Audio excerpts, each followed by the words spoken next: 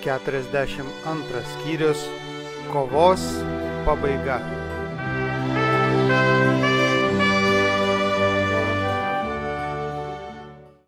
Po 1000 metų Kristus vėl sugrįš į žemę. Jį lydės atpirktųjų minios ir angelų palyda. Jis leisis apgaubtas nepaprastos šlovės ir įsakys mirusiems nedorėliams keltis, kad šie gautų savo dalę. Jie keliasi iš kapų, didžiulė minia, nesuskaičiuojama kaip jūros smiltys. Koks kontrastas tiems, kurie prisikėlė pirmojo prisikėlimo metu. Teisiuosius puošia amžinoji jaunystė ir grožis. Nedorėliai paženklinti ligos ir mirties pėdsakais. Šios nepaprastos minios akys nukreiptos į Dievo sūnų, kad matytų jo šlovę. Nedorėliai sutartinai sušunka. Garbė tam, kuris ateina Viešpaties vardu. Nemeilė Jėzui įkvėpė šiuos žodžius. Tiesos jėga paskatino lūpas juos nenoriai ištarti. Kaip nedorėliai nuėjo į kapus, taip ir prisikėlė, jausdami tą patį priešiškumą Kristui ir išlaikę tą pačią maištavimo dvasią. Jiems nebus daugiau malonės laiko, kada jie galėtų ištaisyti praėjusio gyvenimo klaidas. Iš to nebūtų jokios naudos. Jie gyveno laužydami įstatymą. Tai nesuminkštino jų širdžių. Jeigu jiems dar kartą būtų duotas malonės laikas, jie praleistų jį taip pat, kaip ir pirmąjį, nepaisytų Dievo reikalavimų ir maištautų prieš jį. Kristus nusileidžia ant Alyvų kalno, iš kur pakilo po prisikėlimo ir kur angelai kartojo jo pažadą sugrįžti. Pranašas sako: Viešpats, mano Dievas, ateis drauge su visais savo šventaisiais. Ta dieną jo kojos stovės ant Alyvų kalno, į rytus nuo Jeruzalės. Alyvų kalnas bus perskeltas į 2 dalis, labai plačių slėnių. Viešpats bus karalius visoje žemėje. Ta diena bus vienas viešpats ir vienas jo vardas. Žiūrėkite Zacharijo 14 skyrių, 5, 4, 9 eilutes. Naujoji Jeruzalė nužengia iš dangaus. Spindėdama akinančių grožių, ji nusileidžia apvalytoje vietoje, pasiruošusioje ją priimti. Kristus su savo tauta ir angelais įžengia į šventąjį miestą. Dabar šėtonas ruošiasi paskutiniam galingam mūšiui dėl aukščiausios valdžios. Netekęs galios, jis negali tęsti savo pikto darbo. Blogio kunigaikštis atrodo pasigailėtinas ir prislėgtas, tačiau mirę nedorėliai prikelti ir jis mato savo pusėje didžiulės minias. Jis tikisi atsigauti ir nusprendžia nepasiduoti ir tęsti didžiąją kovą. Jis išrikiuos visas prarastųjų kariuomenės po savo vėliavą ir sieks įgyvendinti savo planus. Nedorėliai yra šėtono belaisviai. Atmesdami Kristų, jie pripažino maišto vadeivos taisyklės. Jie pasiruošę priimti jo gundymus ir vykdyti jo įsakymus. Išlaikydamas pirmykštį suktumą, jis nepripažįsta esąs šėtonas. Jis tvirtina esąs kunigaikštis, teisėtas pasaulio valdovas, kurio palikimas buvo neteisėtai atimtas. Apgautiesiems jis pasirodo kaip atpirkėjas, įtikindamas juos, kad jo galia prikėlė juos iš kapų ir jis pasiruošęs išgelbėti juos iš žiauriausios tironijos. Kristui pasišalinus, šėtonas daro stebuklus, kad paremtų šiuos tvirtinimus. Silpnuosius jis paverčia stipriais ir visiems įkvepia savo paties dvasią ir energiją. Jis siūlosi vesti juos į šventųjų stovyklą ir užimti Dievo miestą. Velniškai džiūgaudamas, jis rodo į nesuskaičiuojamą prikeltųjų minią ir skelbia, kad bus jų vadas ir sugebės nugalėti miestą bei atgauti sostą ir karalystę. Šioje didžiulėje minioje yra daugybė ilgaamžės giminės, gyvenusios prieš tvaną atstovų. Tai aukšti, fiziškai stiprūs ir didžiai protingi žmonės, kurie pasidavė puolusių angelų valdžiai ir visus sugebėjimus bei žinias paskyrė savęs išaukštinimui. Tai žmonės, kurių nuostabūs meno kūriniai skatino pasaulį dievinti jų genialumą, tačiau jų žiaurumas ir žalingi išradimai tvirkino žemę ir darkė Dievo atvaizdą savyje. Todėl privertė jį nušluoti juos nuo savo kūrinio žemės paviršiaus. Čia yra karalių ir karvedžių, užkariavusių daugelį tautų, narsių karžygių, niekada mūšyje nepatyrusių pralaimėjimo, iš didžių ir ambicingų karių, kurių prisiartinimas priversdavo drebėti karalystės. Mirtis nepakeitė šių žmonių. Prisikėlus iš kapų, jų mintys toliau tekėjo tą pačią vagą, kurioje buvo sustojusios. Jie dega tuo pačiu troškimu nugalėti, kuris valdė juos iki mirties. Šėtonas tarėsi su savo angelais, o po to su šiais karaliais, užkariautojais ir galiūnais.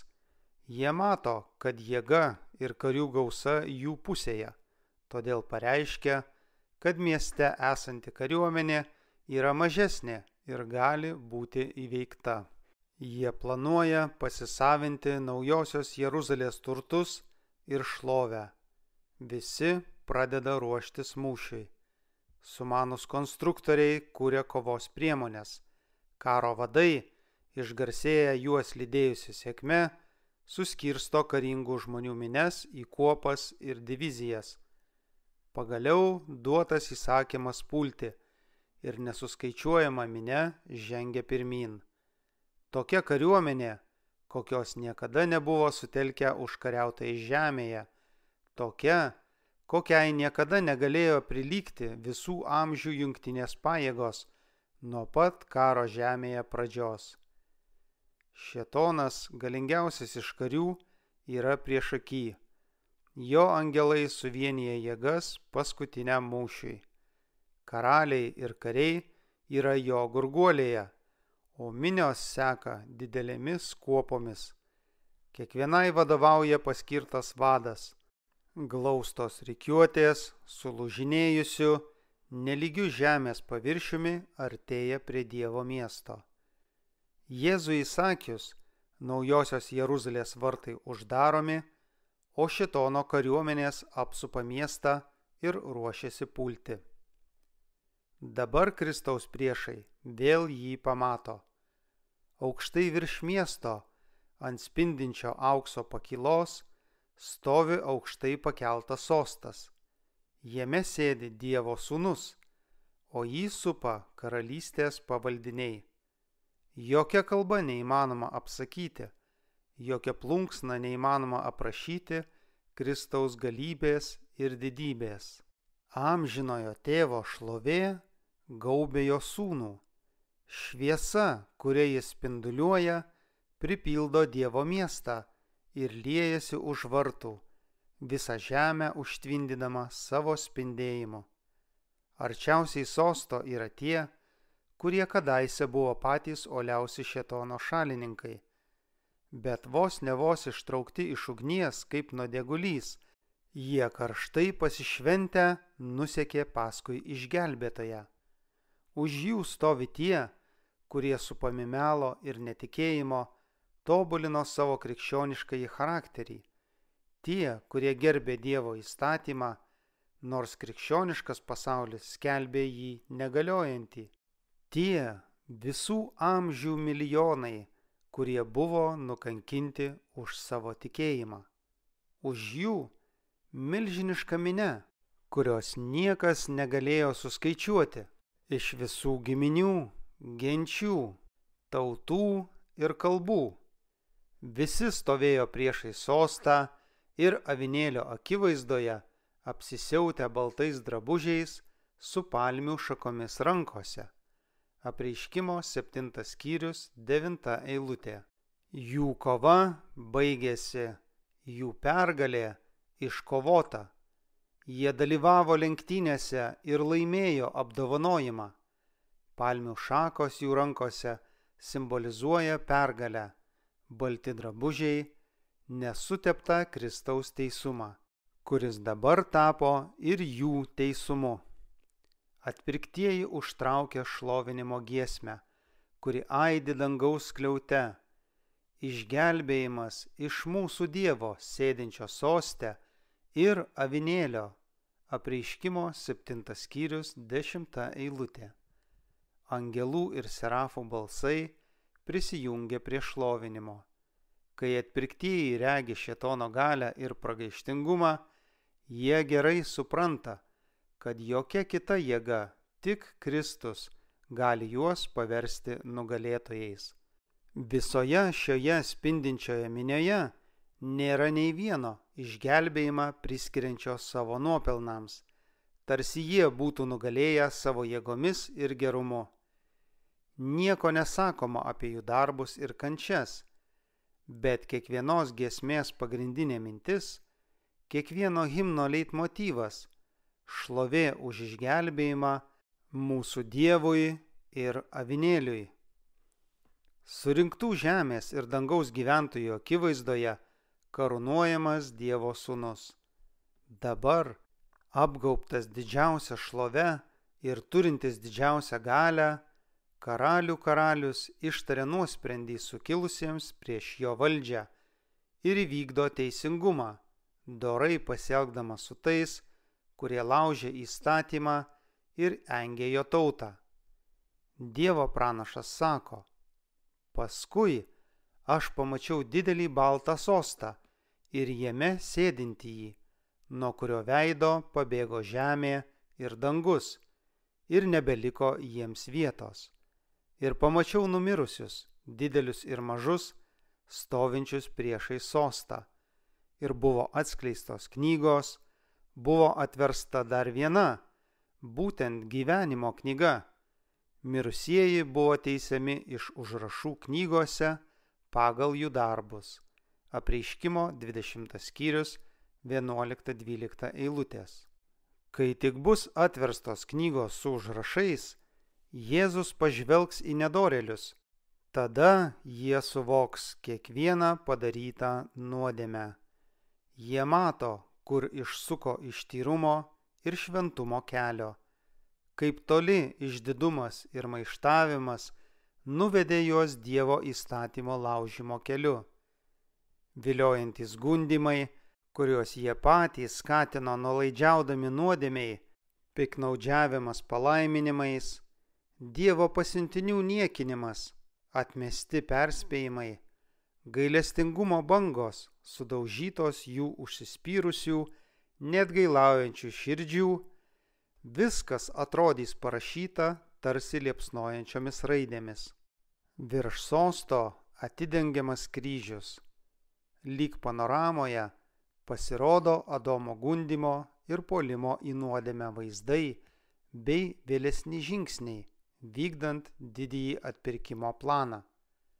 Aiškiai matoma viskas – kuklus išgelbėtojo gimimas, jo paprasta ir kupina klusnumo jaunystė, jo krikštas Jordane, pasninkas ir gundymai dykumoje, jo vieša tarnystė, atskleidžianti žmonėms pačias brangiausias dangaus palaimas, dienos pripildytos meilės ir gailestingumo darbų, naktys praleistos meldžiantis ir budint kalnų vienumoje, sąmokslai prieš jį iš pavydo, neapykantos ir pykčio, kuriais buvo atsidėkota už jo geradarystės, baisios, paslaptingos priešmirtinės kančios Getsemanėje, kai jį užgulė viso pasaulio nuodėmės. Jo išdavimas ir atidavimas į kraugeriškos minios rankas. Baisūs tos siaubingos nakties įvykiai, nesipriešinantis kalinys, kurio atsisakė mylimiausi mokiniai, nuskubėję Jeruzalės gatvėmis. Dievo sūnus, piktdžiugiškai atvestas pas Aną, kaltinamas vyriausiojo kunigo rūmuose, Piloto teismo salėje, prieš bailųjį ir žiaurųjį Erodą išjuoktas, įžeistas, kankintas ir pasmerktas mirti. Viskas aiškiai pavaizduota. Ir dabar virpančiai miniai yra atskleisti paskutiniai vaizdai. Kantrusis kankinys, praminantis taką į Golgotą. Dangaus kunigaikštis, kabantis ant kryžiaus. Besityčiojanti prastuomenė ir išpuikę kunigai, besijuokiantys iš jo priešmirtinių kančių. Antgamtiška tamsa, drebanti žemė, perskilusios uolos, atsivėrė kapai. Tai paženklino akimirką, kai pasaulio atpirkėjas atidavė savo gyvybę. Baisus reginys iškyla tiksliai toks, koks buvo. Šėtonas, jo angelai ir pavaldiniai neturi jėgų nusisukti nuo savo pačių nutapyto paveikslo. Kiekvienas dalyvis prisimena savo darbo dalį. Erodas, išžudęs nekaltus vaikelius Betliejuje, kad galėtų sunaikinti Izraelio karalių. Niekinga Erodijada, kurios nusikaltusi siela sutepta Jono Krikštytojo krauju. Silpnavalis, prisitaikantis Pilotas, besityčiojantys kareiviai, kunigai ir vadovai. Ir pametusi galvą minia, šaukianti: jo kraujas tekrinta ant mūsų ir mūsų vaikų. Visi mato, kokia didžiulė yra jų kaltė. Jie veltui stengiasi pasislėpti nuo dieviškosios jo veido didybės. Tuo tarpu atpirktieji sudeda savo vainikus išgelbėtojų po kojomis, sušukdami: jis mirė už mane. Atpirktųjų minioje yra Kristaus apaštalai, didvyriškas Paulius, ryžtingas Petras, mylimas ir mylintis Jonas, bei jų ištikimi broliai, o su jais didžiulė minia kankinių. Tuo tarpu kitoje mūrų pusėje liko tai, kas pasibjaurėtina ir nešvanku. Tie, kurie juos persekiojo, įkalino ir žudė. Ten yra Neronas, ta žiauri ir niekšiška pabaisa, matantis, kaip džiaugiasi ir yra išaukštinti tie, kuriuos jis kadaise kankino ir kurių nepaprastai dideli skausmai teikdavo jam velnišką pasitenkinimą. Jo motina taip pat yra ten, kad pamatytų savo pačios darbo vaisius, kad pamatytų, kaip blogi charakterio bruožai persidavė jos sūnui, kaip aistros, kurias jį pati skatino ir ugdė, davė vaisius, nusikaltimus sukrėtusius pasaulį. Ten liko katalikų kunigai ir prelatai, tvirtinę, kad jie Kristaus pasiuntiniai, tačiau naudoja kankinimo suolus, požeminius kalėjimus ir deginę ant laužo, kad valdytų jo tautos sąžinę. Ten yra išdidieji popiežiai, kurie iškėlė save virš Dievo ir leido savo pakeisti aukščiausiojo įstatymą. Tie netikri bažnyčios tėvai turi pateikti Dievui ataskaitą, nuo kurios jie mielai norėtų būti atleisti. Per daug vėlai jie pamatė, kad visažinis pavydulingai saugo savo įstatymą ir jokių būdų neišteisins kaltojo. Dabar jie sužino, kad Kristus savo interesus tapatina su kenčiančios tautos interesais. Jie jaučia jėgą, slypinčią jo žodžiuose. Iš tiesų, sakau jums, kiek kartų tai padarėte vienam iš šitų mažiausiųjų mano brolių, man padarėte. Mato 25 skyrius, 40 eilutė. Visas nedoras pasaulis turi stoti prieš Dievo teismą, kaltinamas dangiškosios vyriausybės išdavimu. Jie neturi gynėjo, jiems nėra atleidimo ir jiems skelbiamas amžinosios mirties nuosprendis. Dabar visiems aišku, kad atpildas už nuodėmę ne puiki nepriklausomybė ir amžinasis gyvenimas, bet vergyja, pražūtis ir mirtis. Nedorėliai mato, ko neteko, nes visą gyvenimą maištavo. Jiems buvo siūloma nepalyginti geresnė dalia, amžinoji šlovė, bet jie paniekino ją, o dabar jie atrodo tokia trokštama. Visa tai, šaukia prarastoji siela, aš galėjau turėti, bet nusprendžiau atitolinti šiuos dalykus nuo savęs. Beprotiškas aklumas, ramybę, laimę ir garbę aš išmainiau į negandas, gėdą ir nusivylimą. Visi supranta, kad į dangų jie neįleidžiami teisėtai. Savo gyvenimu jie skelbė: mes nenorime, kad šitas Jėzus mus valdytų. Tarsi užburti nedorėliai stebi Dievo sūnaus karūnavimą. Jo rankose jie mato plokštes su Dievo įstatymu, įsakus, kuriuos paniekino ir sulaužė. Jie girdi nuostabos, susižavėjimo, džiūgavimo ir šlovinimo šūksnius, išsiveržiančius iš išgelbėtųjų lūpų. Kai melodija nuvilnyja iki minių už miesto mūrų, visi vienbalsiai sušunka: didingi ir nuostabūs tavo darbai, Viešpatie, visagali Dieve, teisingi ir tikri tavieji keliai, tautų valdove. Apreiškimo 15 skyrius 3 eilutė. Parklupę jie šlovina gyvybės kunigaikštį. Matydamas Kristaus šlovę ir didybę, šėtonas atrodo tarsi paralyžiuotas. Tas, kuris kadaise buvo kerubas globėjas, prisimena, kaip jis nupuolė. Spindintis serafas, aušrinis, toks pasikeitęs, toks smukęs. Jis amžiams pašalintas iš tarybos, kurioje kažkada buvo gerbiamas. Dabar jis mato kitą angelą, stovintį šalia tėvo, apgaubtą jo šlovės. Jis mato aukštą, didingos laikysenos angelą, kuris uždeda karūną ant Kristaus galvos, ir žino, kad ypatingą to angelo padėtį galėjo užimti pats. Atmintyje iškyla jo nekaltumo ir tyrumo, ramybės ir pasitenkinimo gimtinė, kurioje gyveno, kol nepradėjo murmėti prieš Dievą ir pavydėti Kristui. Jo kaltinimai, jo maištas, jo apgavystės, stengiantis įsigyti angelų pritarimą ir paramą, jo ypatingas užsispyrimas, nesistengiant atgailauti, kai Dievas dar būtų sutikęs jam atleisti. Visa tai aiškiai iškyla prieš akis. Jis apžvelgia savo darbus žemėje ir jų rezultatus.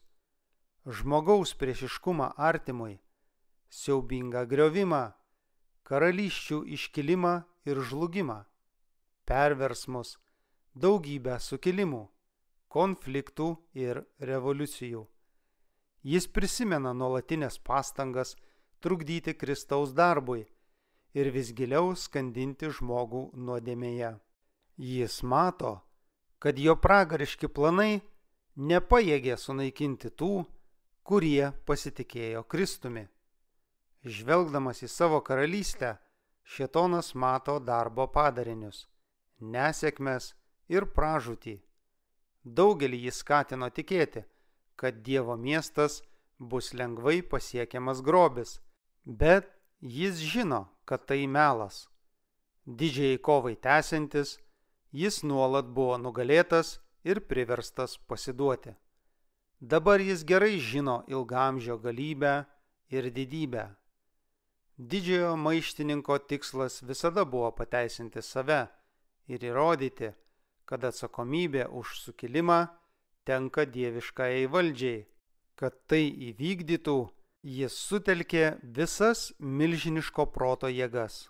Jis veikė apgalvotai, apdairiai, sistemingai ir nuostabiai sėkmingai, didžiulės minias skatindamas pritarti jo požiūriui į taip ilgai besitęsiančią didžiąją kovą. 1000 metų šis užsislapstinęs vadas vietoj tiesos brukdavo paslėptą melą. Bet dabar atėjo laikas, kai pagaliau sukilimas turi būti numalšintas, o istorija ir šėtono charakteris atskleisti. Paskutinis mėginimas nuversti nuo sosto Kristų, sunaikinti jo tautą ir užimti Dievo miestą, visiškai demaskuos didįjį suvedžiotoją. Tie, kurie buvo su juo vieningi, mato visišką planų žlugimą. Kristaus sekėjai ir ištikimieji angelai regi visą intrigų prieš Dievą mastą. Jis tampa visos visatos pasibjaurėjimo objektu. Šėtonas supranta, kad jo savanoriškas sukilimas padarė jį netinkamą dangui. Visas jėgas jis atidavė kovai su Dievu. Tyrumas, ramybė ir dangaus harmonija būtų jam didžiausia kančia. Dabar nutilo jo kaltinimai prieš Dievo gailestingumą ir teisingumą. Priekaištai, kuriais jis stengiasi apiberti Jehovą, dabar visiškai užgriuvo jį patį. Šėtonas nusilenkia ir pripažįsta, kad nuosprendis teisingas. Kasgi nesibijotų viešpatie ir negerbtų tavojo vardo? Juk tu vienas šventas. Visos tautos ateis ir šlovindamos puls veidu prieš tave, nes paaiškėjo tavo teisūs sprendimai. Apreiškimo 15 skyrius 4 eilutė. Dabar paaiškėja visi tiesos ir paklydimų klausimai, buvę didelių ginčų priežastimi. Sukilimo pasekmės, dieviškųjų įsakų atmetimo padariniai aiškiai atskleidžiami visoms protingoms būtybėms. Kaip kontrastas dieviškai valdžiai, visai visatai buvo atskleistas detalus šėtono valdymo planas. Šėtoną teisia jo paties darbai. Dievo išmintis, teisingumas ir gerumas yra visiškai sugrąžinti ir pateisinti. Visi supras, jog didžiojoje kovoje Dievas darė viską, kad pasiektų vieną tikslą – amžinąją gerovę savo tautai ir visiems sukurtiems pasauliams. Te dėkoja tau, viešpatie, visi tavo kūriniai ir visi tavo ištikimieji tave te garbina. 145 psalmė, 10 eilutė. Nuodėmės istorija per visą amžinybę liudys, kad visų jo sukurtų būtybių laimė glaudžiai susijusi su Dievo įstatymu. Turėdama prieš akis visus didžiosios kovos faktus, visata, tiek ištikimoji jos dalis, tiek sukilusioji, vieningai pareikš: teisingi ir tikri tavieji keliai, tautų valdove. Visatai buvo aiškiai parodyta didžioji tėvo ir sūnaus auka žmonėms. Atėjo valanda, kai Kristus turi užimti teisėtą padėtį. Jį pašlovins visos kunigaikštystės, valdžios ir kiekvienas vardas. Dėl džiaugsmo, kuris lauktų jo ateityje, kai jis galėtų atvesti į šlovę daug sūnų, jis, nepaisydamas gėdos, iškentė kryžių. Nors kančios ir gėda buvo neįsivaizduojamai didelė, tačiau džiaugsmas ir šlovė dar didesnė. Jis žvelgia į atpirktuosius, atnaujintus pagal jo paties paveikslą, kurių kiekviena širdis paženklinta Dievo antspaudu. Kiekvienas veidas atspindi jų karaliaus bruožus. Juose jis mato savo sielos kančių vaisius ir lieka patenkintas. Tada skardžiu balsu, kad jį išgirstų susirinkusios teisiųjų ir nedorėlių minios, paskelbė: Žvelkite į mano kraujo vaisius. Dėl jų aš kentėjau, dėl jų aš numiriau, kad jie galėtų gyventi šalia manęs per amžių amžius. Ir šlovinimo giesmė kyla iš tos pusės, kur aplink sostą stovi baltai apsirengusieji. Vertas avinėlis, kuris buvo nužudytas, imti galybę ir lobį, ir išmintį, ir stiprybę, ir pagarbą, ir šlovę, ir gyrių. Apreiškimo 5 skyrius 12 eilutė. Nors šėtonas buvo priverstas pripažinti Dievo teisingumą ir nusilenkti aukščiausiai Kristaus valdžiai, tačiau jo charakteris išlieka nepasikeitęs.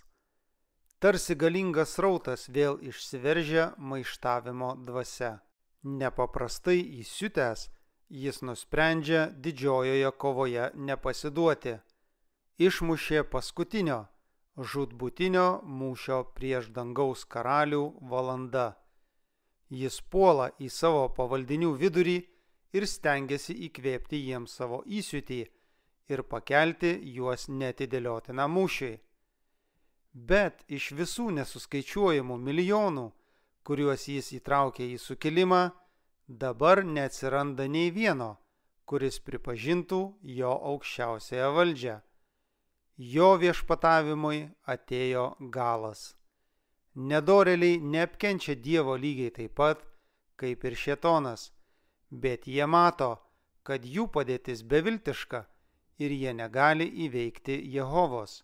Jie įniršta prieš šėtoną bei tuos, kurie buvo jo apgaulės įrankiai, ir demonišką įtūžį nukreipia į juos. Viešpats sako: kadangi darai savo širdį lygią Dievo širdžiai, tikėk manimi, atvesiu prieš tave svetimšalius, pačias žiauriausias tautas. Išsitrauks jie kalavijus iš makščių prieš tavo puikiąją išmintį ir užtemdys tavo spindesį. Nustums tave žemyn į kapą. Per savo plačiąją prekybą tu nusidėjai, todėl varau tave toli nuo Dievo kalno. Ir kerubas išskėstais ir serginčiais sparnais nuvarė tave nuo ugningųjų akmenų. Nubloškiau tave žemėn, padariau iš tavęs reginį, kad karaliai įsidėmėtų. Paverčiau tave pelenais ant žemės akyse visų, kurie tave matė. Visi yra apstulbę. Tu tapai pasibaisėjimu ir tavęs niekada nebebus. Ezekielio 28 skyrius 6-8 eilutės bei 16-19 eilutės. Visi sandalai karių, trypusių mūšio maišatyje, visos jų skraistės išvaliotos kraujyje, bus sudegintos ir pamaitins ugnį. Viešpats įpykęs ant visų tautų ir išėlęs ant visų jų galybių. Jis paliko jas prapulčiai, atidavė sunaikinti kaip atnašą. Nedorėliams jis siūs žarijų ir sieros lietų. Svilinanti vėtra bus jiems skirtoji taurė. Izaijo 9 skyrius 4 eilutė bei 34 skyrius 2 eilutė. O taipogi 11 psalmė 6 eilutė. Ugnis krinta iš dangaus nuo Dievo, žemė atsiveria ir ištraukiami jos gelmėse slypintys ginklai. Iš kiekvieno žiojėjančio plyšio išsiveržia ryjančios liepsnos. Dega netgi uolos. Jau arti diena, liepsnojanti kaip krosnis. Malachijo 3 skyrius 19 eilutė. Nuo ypatingo karščio skyla elementai ir žemė su savo veikalais dega. 2 Petro laiškas 3 skyrius 10 eilutė. Žemės paviršius atrodo tarsi vientisa išlydyta masė. Didelis verdantis ugnies ežeras. Tai nedorėlių teismo ir pražūties metas, nes viešpačiui priklauso keršto diena, atpildo už Sioną metai. Izaijo 34 skyrius 8 eilutė. Jeigu teisus žmogus žemėje susilaukia atpildo, juo labiau susilauks nedorėlis ir nusidėjėlis. 11 patarlė, 31 eilutė. Visi įžūlieji ir nedorėliai bus ražiena, kurią ateinanti diena taip sudegins, sako galybių viešpats, kad nepaliks jiems nei šaknies, nei šakos. Malachijo 3 skyrius 19 eilutė. Kai kurie bus sunaikinti akimirksniu, tuo tarpu kiti kentės daugelį dienų.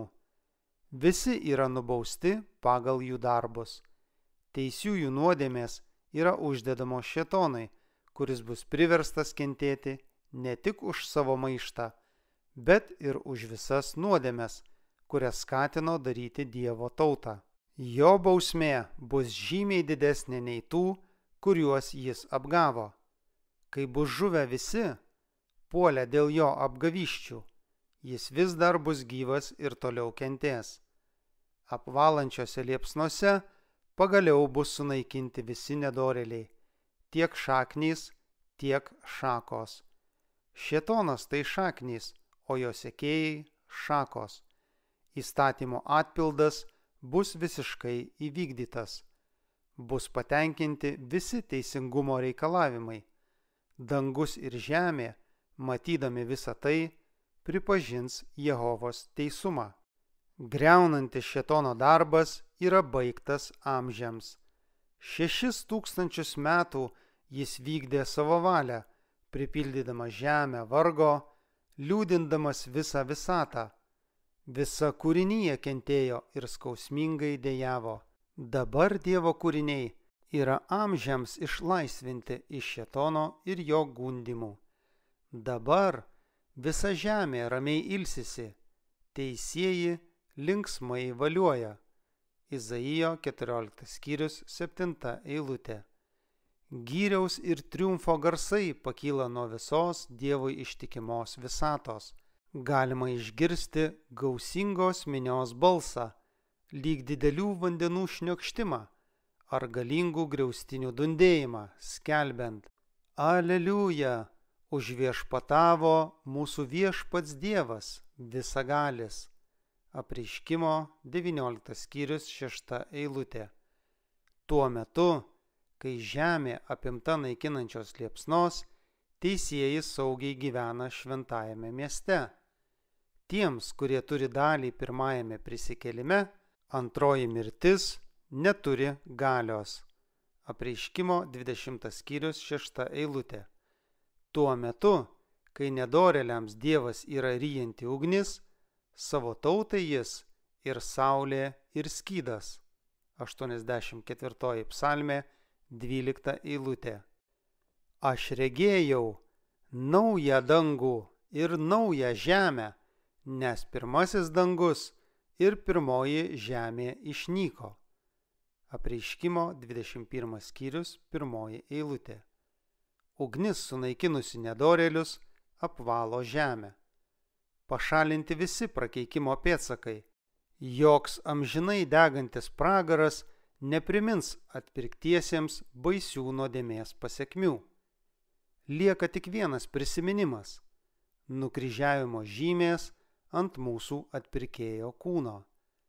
Jo sužalotoje kaktoje, jo šone, jo rankose ir kojose yra vieninteliai žiauraus nuodėmės darbo pėdsakai.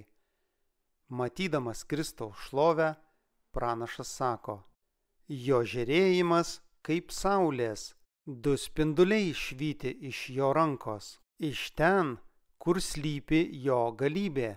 Habakuko 3 skyrius 4 eilutė. Pervertas šonas, iš kur tekėjo raudona srovelė, sutaikiusi žmogų su Dievu, tai išgelbėtojo šlovė. Čia slypi jo galybė. Galingas, kad išgelbėtų atpirkimo auka, buvo pakankamai stiprus, kad įvykdytų teisingumą tiems, kurie paniekino Dievo malonę. Jo pažeminimo žymės – tai aukščiausia jo garbė. Per amžių amžius Golgotos žaizdos šlovins jį ir skelbs jo galybę. O Migdal Edere, o Siono kalvos dukterie, tau grįž ankstesnė valdžia, dukters Jeruzalės karalystė. Michėjo 4 skyrius 8 eilutė. Atėjo metas, kurio šventieji žmonės nekantriai laukė nuo tada, kai ugnies kardas išvijo iš Edeno sodo pirmąją porą. Metas, kurio laukė visą laiką, kol bus atpirkta jo nuosavybė. Efeziečiams 1 skyrius 14 eilutė.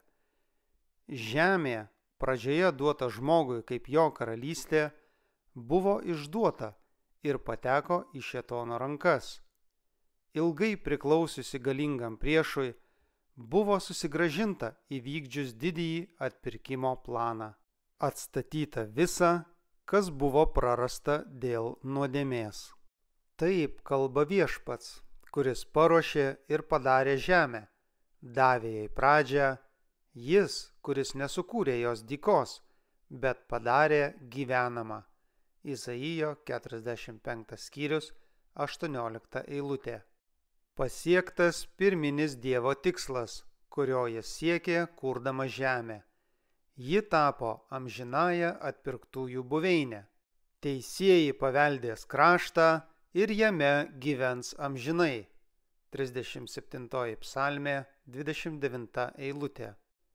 Būgštavimai, kad paveldėjimas ateityje neatrodytų per daug materialus, daugelį paskatino įdvasinti netgi tas tiesas, kurios skatina mus į paveldėjimą žvelgti kaip į savo tėvynę.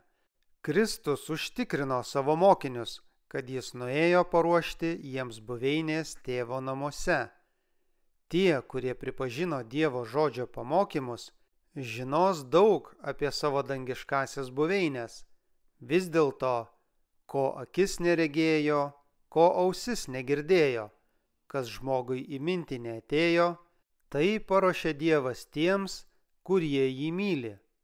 Pirmas laiškas Korintiečiams 2 skyrius 9 eilutė. Žmonių kalba neįmanoma apibūdinti teisiųjų atpildo. Jis bus suprantamas tik tiems, kurie matys jį. Joks ribotas protas negali suvokti dieviškojo rojaus šlovės. Biblijoje išgelbėtųjų palikimas yra vadinamas tėvynė. Hebrajams 11 skyrius 14-16 eilutės. Ten dangiškasis ganytojas veda savo kaimenę prie gyvybės vandens versmių. Gyvybės medis duoda vaisius kas mėnesį ir medžio lapai tarnauja tautų geroviai. Ten yra amžinai trykštančių, skaidrių kaip krištolas versmių, o šalia jų linguojantys medžiai meta savo šešėlį ant takų, paruoštų Viešpaties atpirktiesiems. Ten plačiai nusidriekusios lygumos pereina į gražias kalvas, o Dievo kalnai aukštai iškėlė savo didingas viršūnes. Šiose ramiose lygumose, šalia gyvybės versmių Dievo tauta, taip ilgai keliavusi ir klajojusi, atras savo tėvynę. Mano tauta gyvens taikos buveinėje, saugiuose namuose, ramiuose gyvenvietėse. Nebebus girdėti nei apie smurtą tavo šalyje, nei apie niokojimą ar griovimą tavo valdose. Savo mūrus tu vadinsi išganimu, o savo vartus šlove. Jie statysis namus ir patys juose gyvens, veis vynogynus ir patys valgys jų vaisių. Statysis ne tam, kad kiti gyventų jų namuose, sodins ne tam, kad kiti valgytų vaisius. Mano išrinktieji ilgai naudosi savo rankų darbo vaisiais. Izaijo 32 skyrius 18 eilutė. ir 60 skyrius 18 eilutė, bei 65 skyrius 21-22 eilutės. Pradžiugs dykuma ir tyrlaukiai, krykštaus pražysdama dykvietė. Kaip lelyje ji žydėte sužydės ir džiūgaute džiūgaus laiminga. Vietoje erškėčių augs kiparisai, vietoje dilgėlių mirtos. Tada vilkas viešės pas avinėlį, leopardas guls greta ožiuko. Veršis ir liūtukas maitinsis kartu. Visame mano šventajame kalne nebus vietos jokiai skriaudai, nei jokiai niekšybei. Izaijo 35 skyrius 1-2 eilutės, bei 55 skyrius 13 eilutė ir 11 skyrius 6-9 eilutės.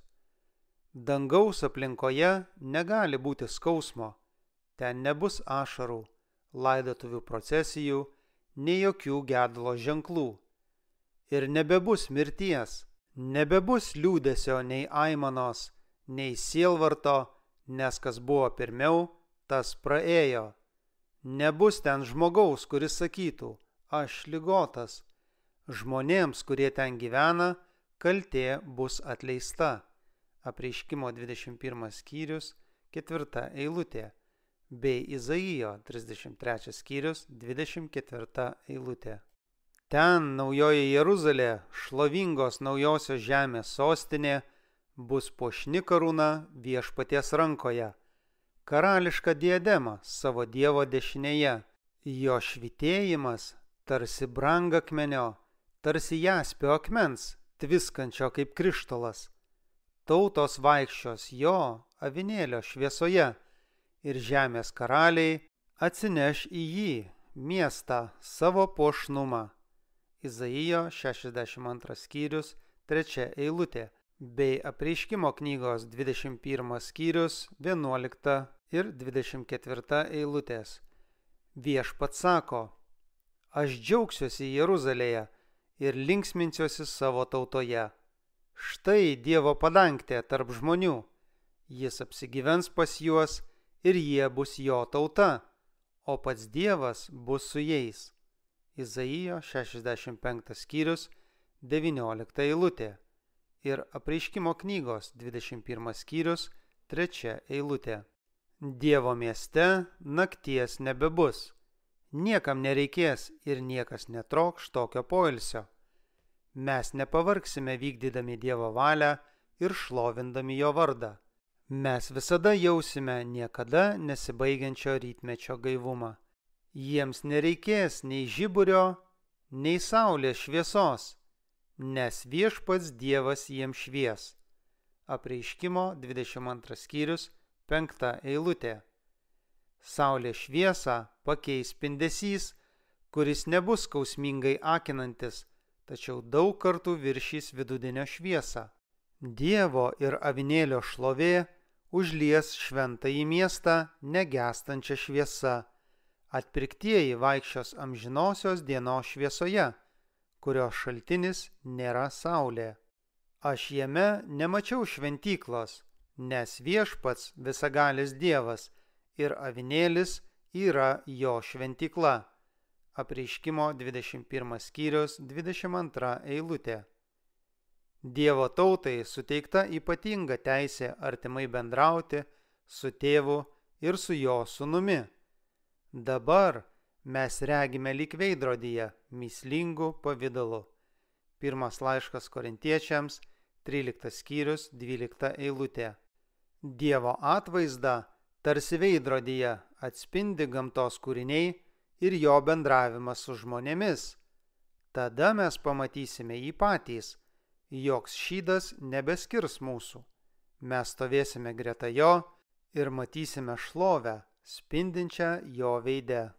Ten atpirktieji pažins, kai patys yra pažinti. Meilė ir užuojauta, kurią pats Dievas pasėjo žmogaus sieloje, ten pasireikš pačiu nuoširdžiausiu ir švelniausiu būdu.